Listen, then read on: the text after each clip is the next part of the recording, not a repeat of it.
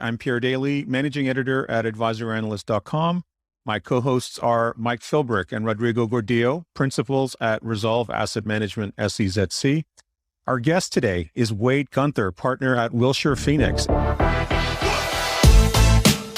views and opinions expressed in this broadcast are those of the individual guests and do not necessarily reflect the official policy or position of advisoranalyst.com or of our guests.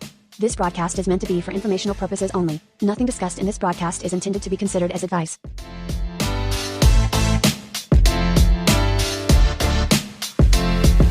Wade, welcome to the show. It's great to have you.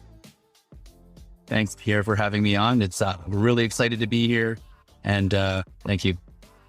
Great to meet you, Wade. I don't think we've ever had the chance of meeting in person, so this is a bit of fun. If you it would be really great if you could tell us about the arc of your career, where you started in the industry. How you started in the industry, where you started, where that's taken you. You've actually had a very interesting career path that's been quite varied.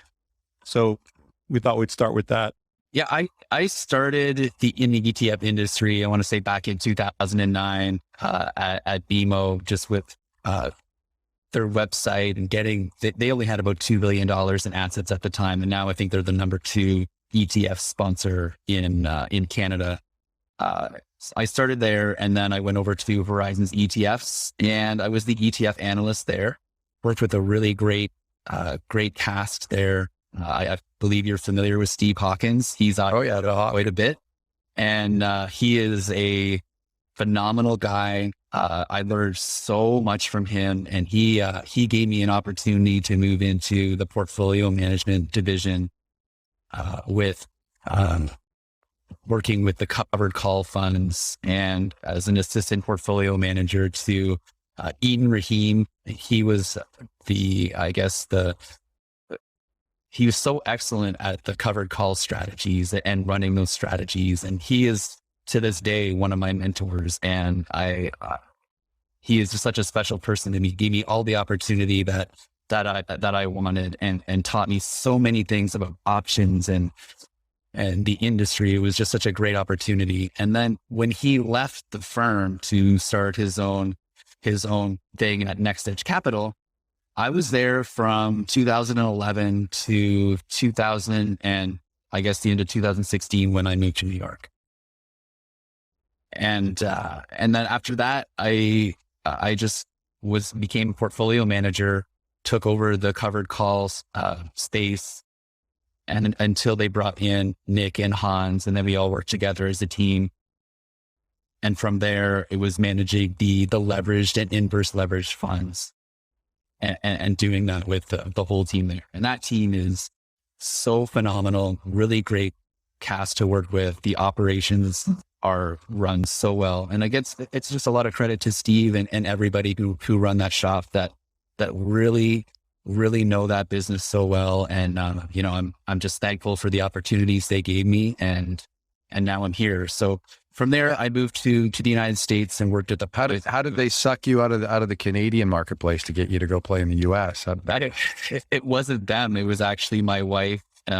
She had a career opportunity there with her firm, and they moved her to the U.S.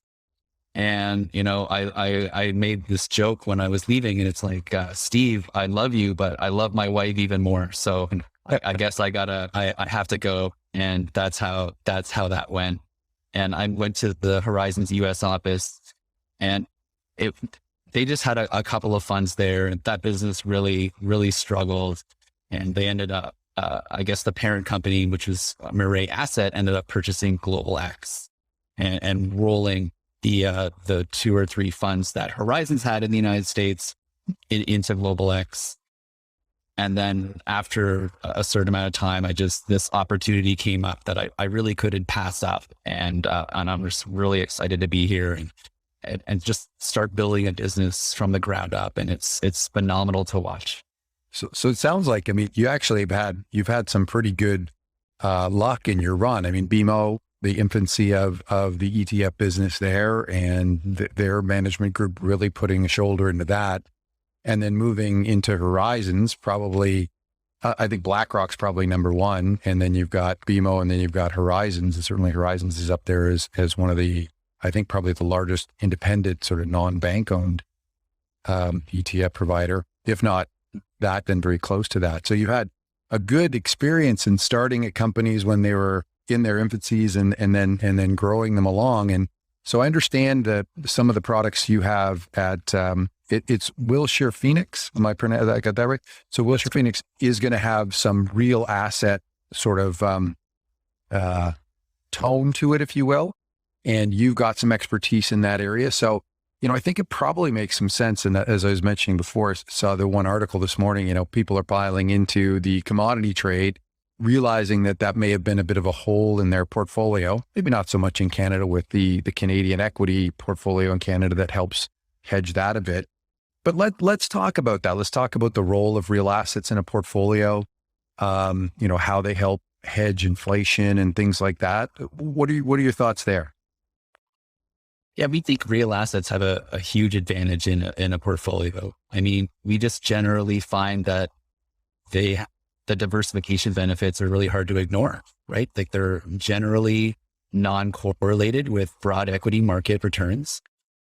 Things like real estate, for example, the similarities is that real estate tends to have long cycles, whether it's just positive returns or negative, but again, they're just non-correlated with broad equity markets. It's a good physical asset as a diversification enhancement to a portfolio. And we see gold as that in the same kind of class, like a physical asset, generally non-correlated returns with the broad equities over the long term.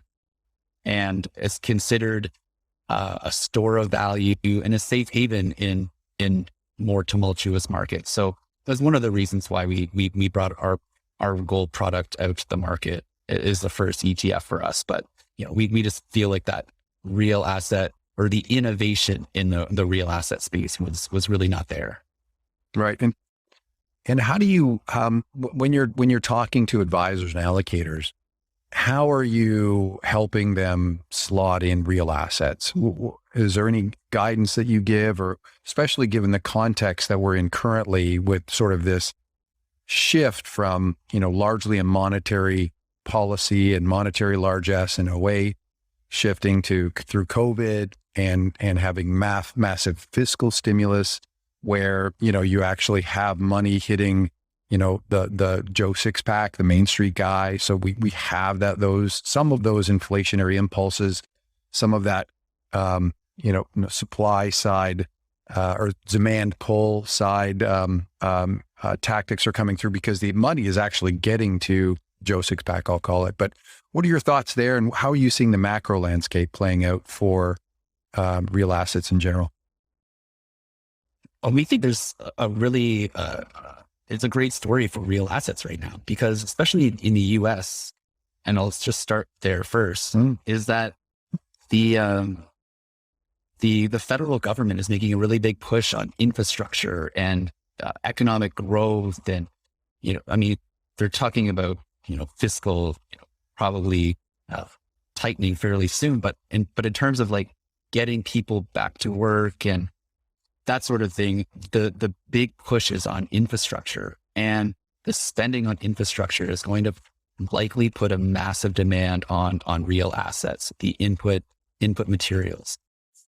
And on a global scale, we see this being very effective when, say, emerging economies are moving into more developed nations through the advancements of technology.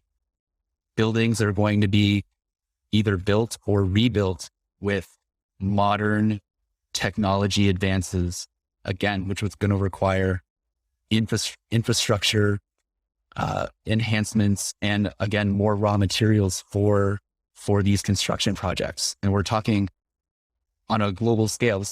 Could be a huge opportunity for people who are investing in real assets.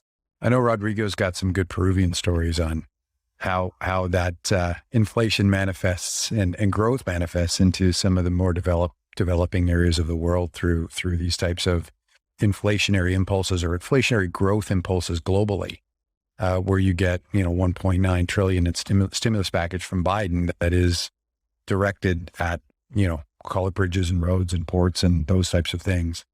A lot of the minerals and things like that reside in Latin America. Yeah, certainly. It's interesting because there's so many facets to inflation. The one that you're describing, Wade, is one where there is actual money being used for productive purposes, where you're going to have infrastructure being built out and natural resources are going to be needed. And so you're going to have a demand for those natural resources, and you're also going to see probably those emerging markets that are highly dependent on the commodity prices doing well as well. I think the inflation that I lived through was one of supply push inflation, which is basically money printing for the sake of money printing with no productive capacity whatsoever. So, I think we have a little bit of both today, right? It could be said that not all the money in this stimulus package or all the money being used today is going to be used for productive reasons. You have a bunch of money printing at unprecedented levels, and then you have an actual plan to put that money to work, which will lead to likely other inflation issues like labor getting more costly. So I think it's one of those moments that I see from my third world perspective that inflation is hitting on all cylinders here. So it's interesting to see what inflation hedges are coming down the pike. Gold's always been there, right? It's been an interesting play, but it also has been interesting how it hasn't performed so well in the last few months, given the inflation narrative that we've seen. What do you think that is? That's a great question because you're right. We've seen the same thing. Gold is essentially flat this year after starting the year not doing very well, bottoming out, I want to say around the end of February, and then kind of making a little bit of a run, I want to say in April and starting in May. And I think how that is because of the inflation story and the inflation numbers being so much higher than it's expected. I think it was like 2.5% in March and then 4% in April. And these are way higher than expected, albeit off of a very low base from 2020, right? Like we saw some bleak numbers in 2020, but still with that, we think that has been a huge trigger for the run up in gold recently. And it also helped, we believe that it helped get over that 1800 optical hurdle in, I think was the beginning of May. And now all eyes are on 1900 and it's kind of been around there. And it just has to do with, I think, the optics and what people are expecting for inflation going forward. What we saw at the end of 2020 was COVID vaccine, recovery. 2021 isn't recovery, it's magnitude of recovery. And then when you talk inflation, it really changes people's expectations on that magnitude. And I think that has been a story that we've been coming across a lot lately when we've been talking to advisors about this and how they're going to position themselves. Everyone's kind of jockeying for the right position, but based on this inflation and the magnitude of recovery, that's where they're not sure. And where we think that the gold and other physical assets have been there to kind of help dampen some of the equity market volatility we've seen around these numbers and also parlay that into the growth that they've been seeing over the last couple of months in these physical assets. I think there's definitely that inverse relationship gold has to real rates as well. And we saw that just even a couple of days ago when, the Fed sort of changed its position slightly and said, hey, we might be actually raising rates sooner than we thought. And you saw, I wouldn't call it a bloodbath, but certainly a check back in the gold price, just 3 days ago. So I do think there's that real rate, that inverse relationship with real rates that gold shares that definitely has some impact on a day-to-day basis. What about the deflation, the deflationists, the David Rosenbergs of the world who are saying, hey, wait, the demographics, the growth, the debt, all, I don't know that the inflation is permanent. Maybe it's more transitory. What do you think of gold and in a deflationary environment? What are the proclivities of gold in those types of environments? Well, We look at gold as, again, as a store of value and a very long-term investment and like a core allocation to a portfolio. So if we're talking about inflation and it's transitory, or 2 months of high inflation, then you have a lull for like 6 months or whatever the time period is, and then it either goes down or back up. We're not really trying to speculate on what or how much inflation is going to be. We just believe that inflation, I don't know, it's just like it's going to be there in some respects. And having a physical asset in a portfolio is just generally, we believe, is good just to capitalize on whatever that's going to be. I guess we're just not trying to time the inflation. That is what I'm really trying to get at. And to allocate to physical assets, just so you don't have to kind of make that determination on how much it's going to be. So, I mean, you're treating it as more of an all-weather type holding. And again, part of a core allocation to your broad equity portfolio, right? We're not saying to replace it by any means. We just like to use it as a, diversifying component and just to be present in that space in case inflation is whatever it is, because it has been so topical lately. And it's typically investors don't view gold as, more than a tactical holding, right? I mean, it's actually, it's actually nice to hear, speaking of gold, but it's not just strictly something that you own at these tactical moments. I think that's an important point to share with advisors and investors is that gold should be treated as something more strategic rather than tactical. And Joe, I don't know if you can, I'm sharing my screen right now just to give the audience an idea of this like long-term holding mindset that one has to have. Are you guys seeing my screen now or no? Yep. It's up there. And so on the bottom right here, you're going to see the gold price from the 1970s to today, along with, bonds at the top right, global equities in the top left, and commodities in the bottom left. And you can see that each one of these has a positive expectancy. You see it going from the bottom left to the top right over time. And each one of these asset classes has their day in the sun and has their day in the winter. And gold seems to be one of those asset classes that just tends to work and diversify at the right time when everything else isn't working, right? But it requires such a long-term mindset that I think it's pretty difficult for investors to really hold on to that stuff long-term.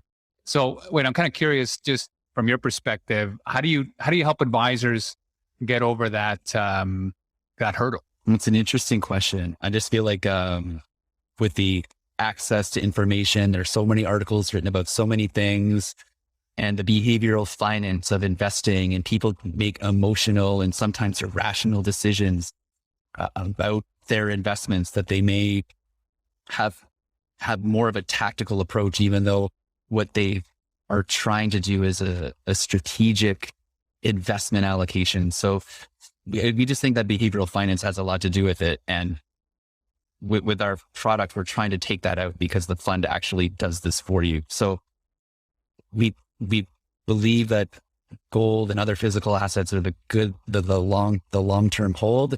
You just have to commit to it and try.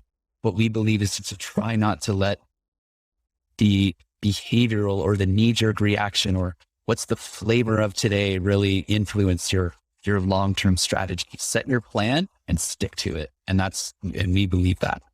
Yeah, we're very big proponents of that. I mean, I don't know if you have our target chart handy there, Rod, but I think that helps people sort of understand that you can have part of your portfolio that's tactical. There's nothing wrong with that. But at the end of the day, I would take some advice from Ray Dalio, where he says, if you don't own gold, you either don't understand economics or you don't understand history. And this is an asset class that has been around a long time and can be a very positive contributor to portfolios in different regimes. So in the market target chart, we call it, you have two dynamics. Horizontally, you have growth, and on the vertical axis, you have inflation. And they create four regimes: an inflationary regime, a disinflationary boom regime, a deflationary bust, and a stagflationary regime in the top left-hand corner. And when you have expectations around inflation and growth changing, the assets in these various quadrants respond quite predictably. If you have inflationary growth above inflation, the growth of the globally is okay and can offset the inflation in the underlying input costs. Those real assets do really, really well, gold included. Conversely, if you're in a deflationary bust or inflationary stagflation, your traditional assets like stocks and bonds don't do well. And they don't do well because there's a structural relationship. If you have inflation that's higher than expected and the global growth is not able to overcome those input costs, profitability of both bonds and stocks is very low. And thus those forward cash, discounted cash flows are low. But what does do well are things like commodities and gold. In the 1970s, gold returned 24% real, while there was negative real returns in stocks and bonds. And that was for over a decade-long period. So, in our view, rather than trying to guess, you probably should have some strategic allocation to hard assets like gold in your portfolio. And then think about the second step is thinking about being tactical in that holding. But so we would agree wholeheartedly. I would also note that gold is do you have anything else to top add there, Rob? performer of three out of those four quadrants. It just seems, what I think what's happened is that inflationary and accelerating growth regime has dominated our careers for last 20 to 30 years, and therefore it feels like that is where you want to put most of your eggs in that basket. But the reality is that if you think about it long term and you think about these long cycles that Wade was talking about when it comes to real estate, it's the same thing for gold. But if you want to be prepared, you need to think about these hard assets, including gold, as a long-term strategic holding that might be able to protect your wealth over time. In particular, in a period where we've, you look at, money supply growth, M1, M2, vis-a-vis, hard assets, when you create that much money out of thin air, certainly, gold, there's an extra 1% to 2% of gold created a year, but it's not 25% of the monetary supply as we've sort of globally done over the last little while. So we made a great case for gold, real assets. I was just going to say, this is yeah, go ahead. I got triggered. Love it. I love it. So wait, I just have because holding gold is a tough behavioral thing. I know there's a ton of options to get access to gold. And I do want to talk a little bit about why, you jump ship to do this business. Why? It seems like anybody wants to get gold, just go ahead and buy the most liquid iShares GLD that claims to have direct gold exposure. Why would you want to throw your hat in the ring in such what feels to be a pretty mature market? We just believe that innovation was really lacking, particularly in this space. And being able to bring an institutional type strategy to everybody was so appealing and so new that I couldn't personally pass up this opportunity. And so I'm working with some really great people who created this vision and this strategy. And I just am excited to bring this type of strategy to everybody, not just people with a certain amount of money to invest or anything like that, or high net worth or institutions only. This should be for everybody. And that's why I did it. I love to see when investors get the best of what can be available. And again, this opportunity was just something I couldn't pass up. Yeah. Let's dig into it. Tell us everything. Okay. The strategy behind WGLD looks at the realized volatility through a 45-day look back period, the realized volatility of gold, and then also the realized volatility of the S&P 500, and then makes its allocation base its gold allocation based on the algorithms that between the relationship of gold and the S&P 500. So because it has this adaptive exposure to gold, it really adds value to investors because they don't need to time the market of when to essentially buy or sell gold. The fund will actually, or the index will do it for the investor. And another huge benefit of that is that investors don't create a taxable capital event themselves. So they don't have to sell their ETF shares if, they think gold is going down. So we find that it's a huge benefit and something that just wasn't in the current marketplace. So just to understand the timing aspect of it, are you talking about 45 days standard deviation and having a volatility cap, or are you allocating between gold and the S&P in terms of timing? Nope. It's the only two assets in the portfolio are gold and cash. So it's either invested in physical gold or in cash. So there's a floor value of 50% gold, and then it goes up to 100%. We don't use leverage, derivatives, any futures or anything. Like there's none of that. It's just a matter of rotating between gold and cash based on the levels of realized volatility of gold and the realized volatility of the S&P 500. I see. Okay. So you're just providing a vol size gold exposure that automatically reacts to market dynamics, reduces or increases gold. Fairly simple, no derivatives.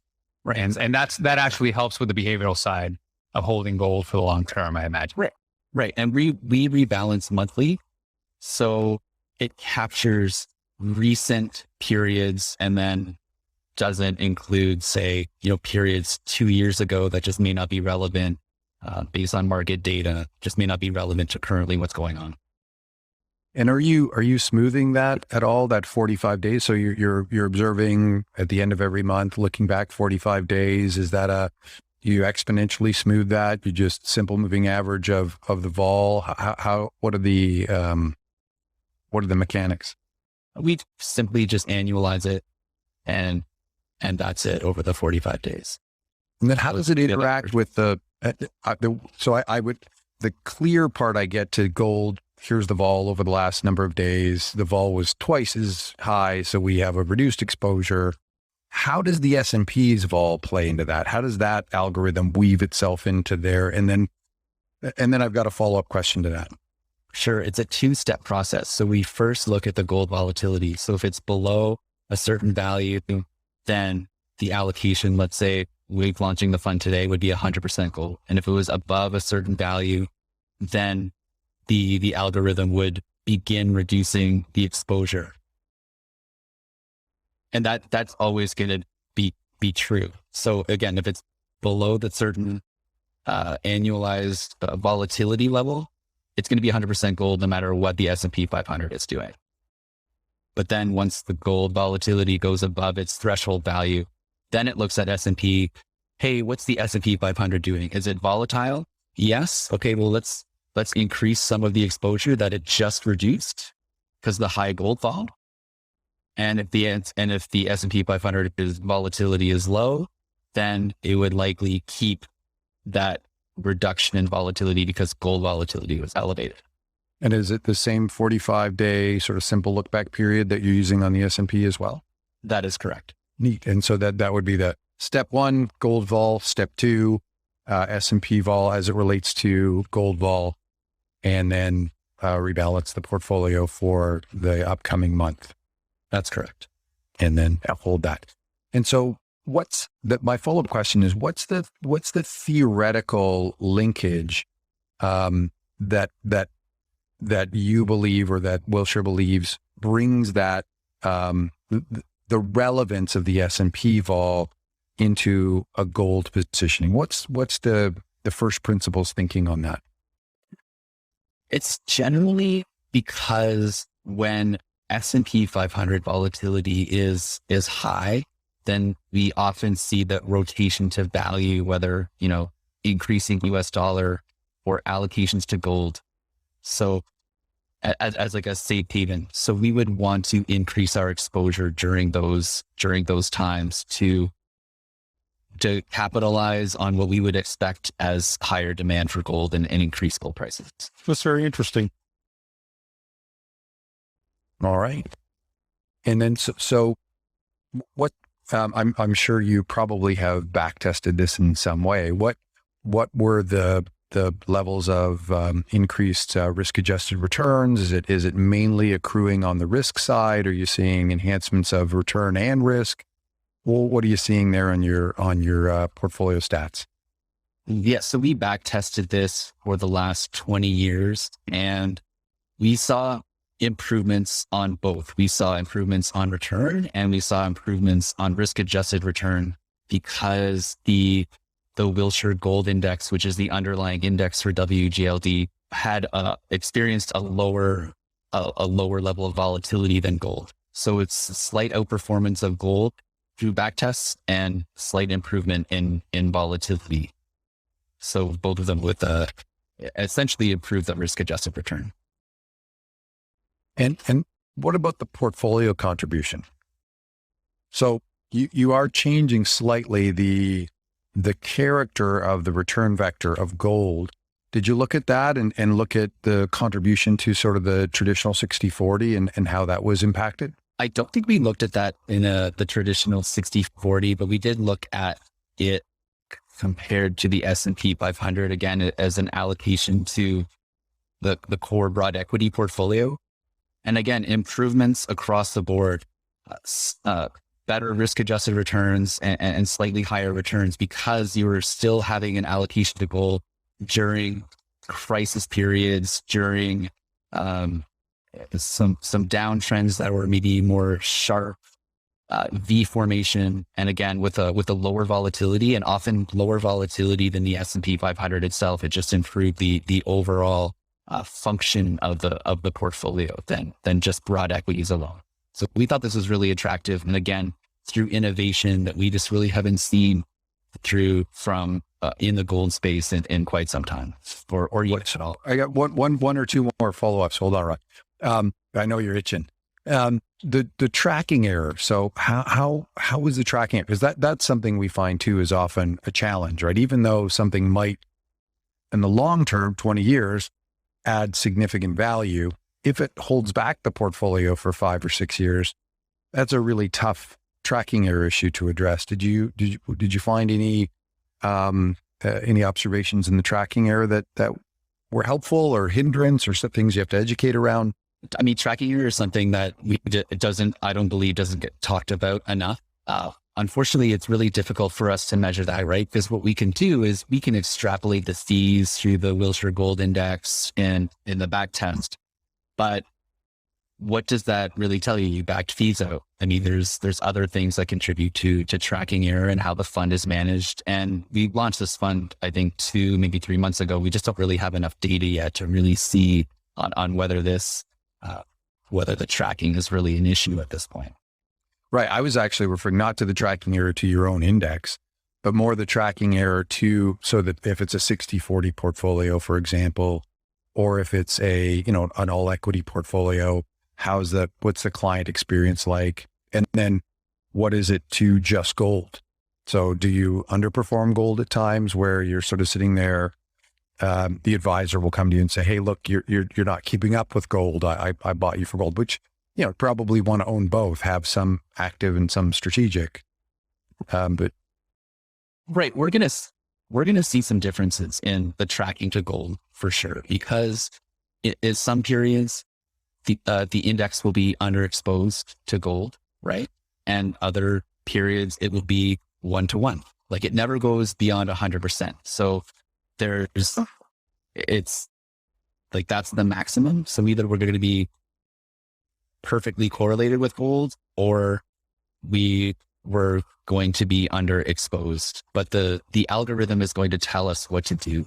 So just over the long period, we just saw the outperformance, and it's ebbs and flows. Certain times we would outperform, and again, probably when gold was more volatile and likely trending downwards. And then there was other periods where where the index did not perform well.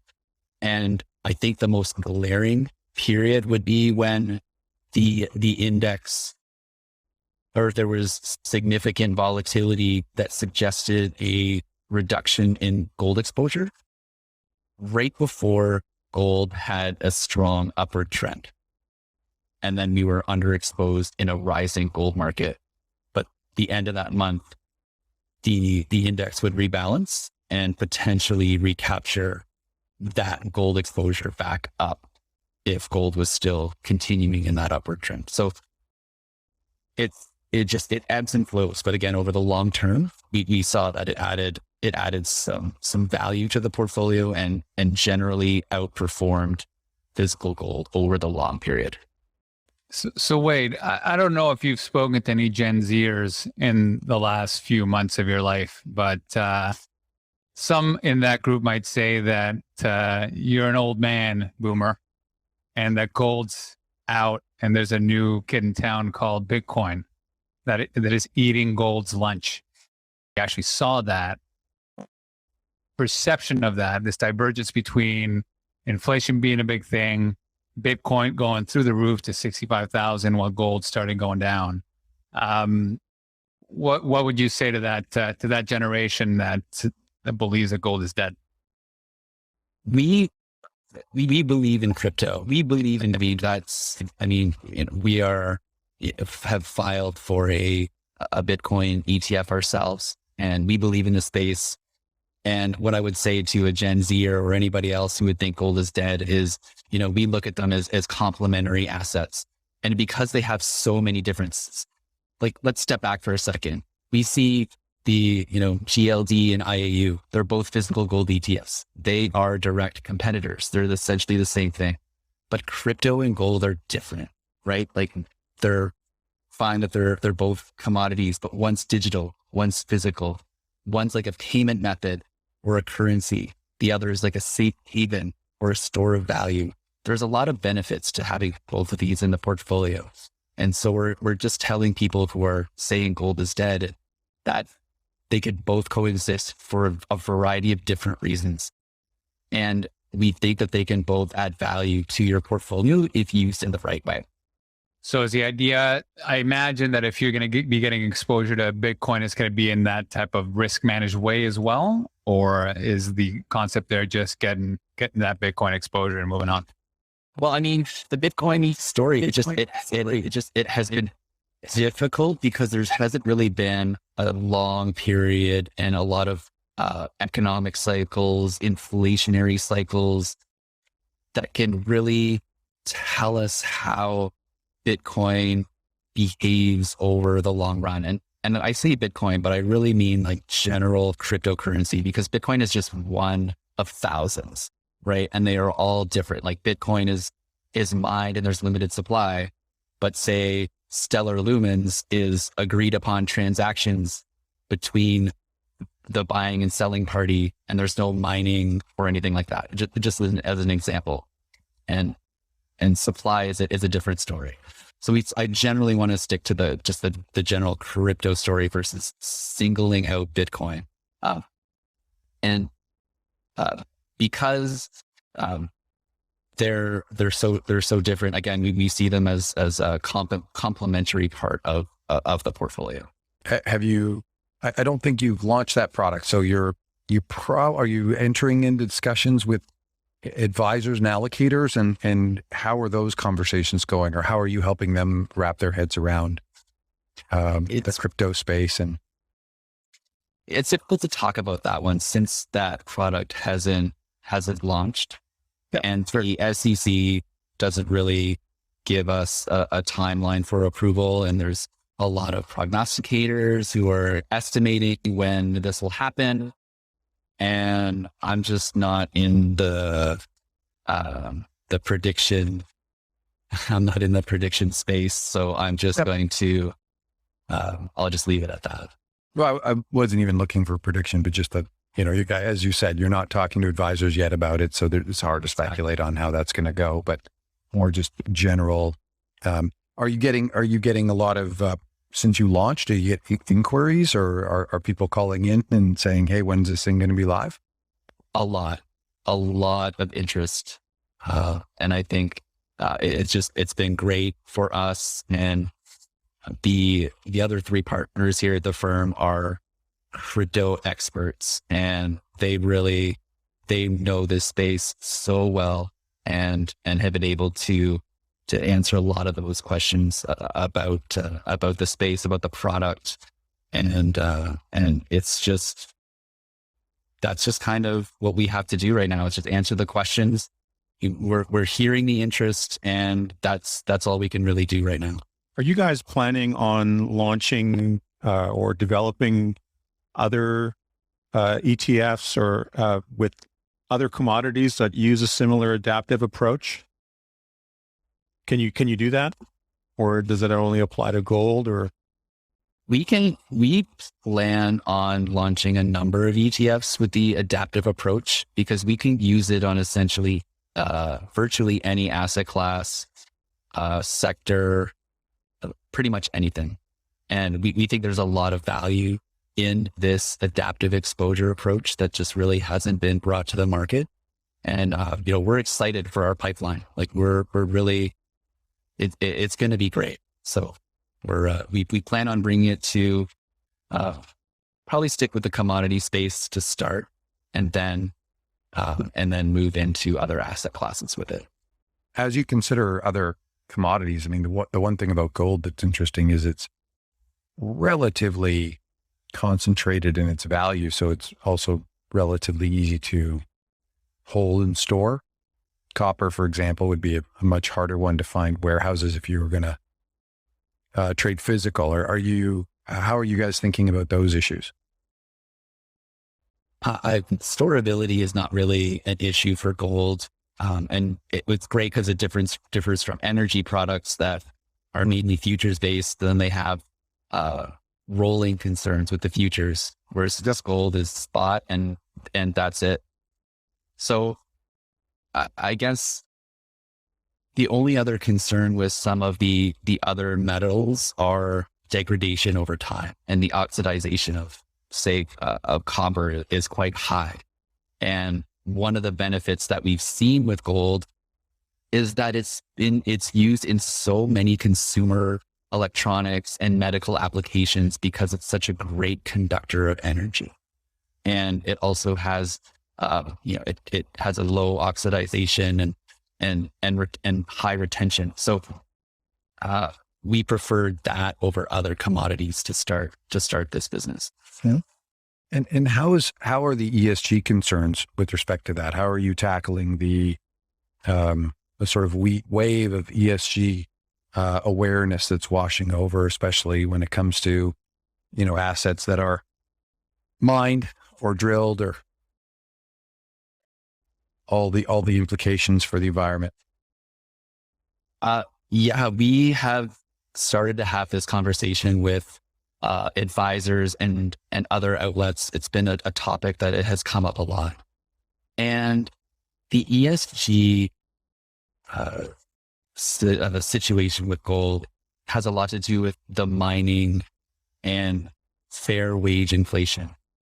And it's become such a big topic.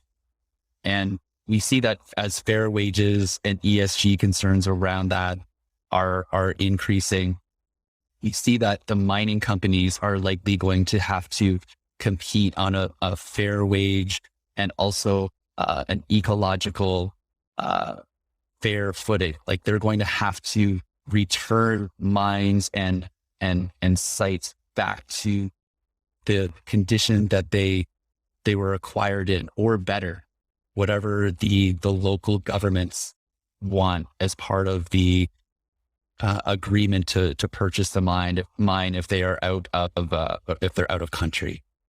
And all of the legal and regulatory conversations and costs associated with all of this, we believe, are going to increase the cost to mining gold and other physical assets. And because of this, we think that the price of gold and other physical assets will probably increase to a point where mining companies will sell their physical assets like gold and copper and other metals until they reach a certain profitability threshold, because they have all these increased costs associated with ESG. And because of that, we might see increased price pressure to recover these costs. And then also you may see some supply disruption, because if the mining cost is higher than whatever spot is, or the futures that they can sell it for, then the decreased supply could essentially also help increase the price of a lot of these physical assets. So you see ESG playing a huge role in commodity prices in general, in the near and long-term future. So at a micro level, really cost push, price inflation on gold due to the rising input costs that are related to the environmental concerns, and actually having to price that into the price of a bar of gold. You can't leave the environment as an unaddressed cost. And if that's the case, you should expect a higher cost of production for the actual commodity itself, which in and of itself should bode well for the price for those who are passive holders potentially. Right. And we see this as an opportunity before this is really taken effect into commodity prices. I feel like this topic just has not been talked about enough, and we believe it's just getting started, and it's going to be something that investors are going to have to consider in the long term. And in terms of new exploration, these concerns they're pretty high barrier to entry, right? I mean, there's definitely something prohibitive about it as well, right? And you might see a reduction in miners because of it. Oh, the additional costs to entry, or to ones who are existing, increased continuing costs for continuing operations may increase and force them out of the market, reducing suppliers, essentially reducing supply. Again, further price expectations. We could see that as a result. Yeah. And consolidation. Yeah. Right. Yeah, I can't imagine trying to get approval for a new gold mine at this moment in time. We would like to dig a big hole over here in this nice, beautiful green space. Okay. And it's global. Like nations are very aware of this, and it's topical. And we can see this happening no matter where any company is purchasing a mine these days. It just looks like it drives the price of gold even higher, but it also lends itself to, because of the difficulty in starting a new gold mine, that you could see where the attention might shift over to, crypto mining as an alternative to, to getting. I mean, that's also a minefield as well, with or power brownfield developments too in the gold space, right? Yeah. So areas that are already have produced or in production resparked as prices rise, as happens in every cycle. We saw this with Bitcoin, I think, a couple of years ago, where I think the cost to mine it was somewhere around $9,000 or $10,000. Bitcoin had dipped below, it was like somewhere around $6,000, and people were just storing their Bitcoin until the price got back up to somewhere above where they were mining it, and that was it. Because it's already has a maximum supply, the availability just drove the price right back up. Yeah. And I think with the commodity space, given how ingrained it is and how many big companies own as many properties that have been exploited already, there will be an attempt to clean it up. But there's also the emerging liquidity in the carbon emissions credits that a lot of these companies will need to buy and use in order to become ESG friendly. not to mention the fund companies that are dealing in that space as well. So there'll be creative ways of dealing with all of this in the future. Bullish on carbon credits too. Look at that. I think carbon credits have outperformed Bitcoin, but anyway. Like, don't quote me on that. Not advice. Where can people find you and Phoenix Wilshire and learn about all the things that you guys are doing? Or Wilshire Phoenix, I'm sorry. Yep. The Wilshire Phoenix website that's our corporate site, and our ETFs are listed on wShares.com, and WGLD is listed on the New York Stock Exchange. So it's available at virtually anywhere you can purchase a New York Stock Exchange listed product. It's been a great fund. We're really excited about our business and look forward to bringing more exciting innovation to investors really soon. And anywhere on social media that folks can follow you and the firm? Yep, we're on LinkedIn, Instagram, Twitter, Facebook. We're everywhere that people are. Right on. So Wade, this wouldn't be raise your average if we didn't ask you a final question. It's a would you rather question. Would you rather spend a week in the past or a week in the future? And why? That's an interesting question. I think I would spend a week in the past to make the future better. Just to fix the things that maybe could have been fixed sooner, done better, done sooner for the benefit of other people. Well said. Interesting. Here I was, the capitalist going all about me. I was going to get that almanac book. Just kidding. But see, yeah.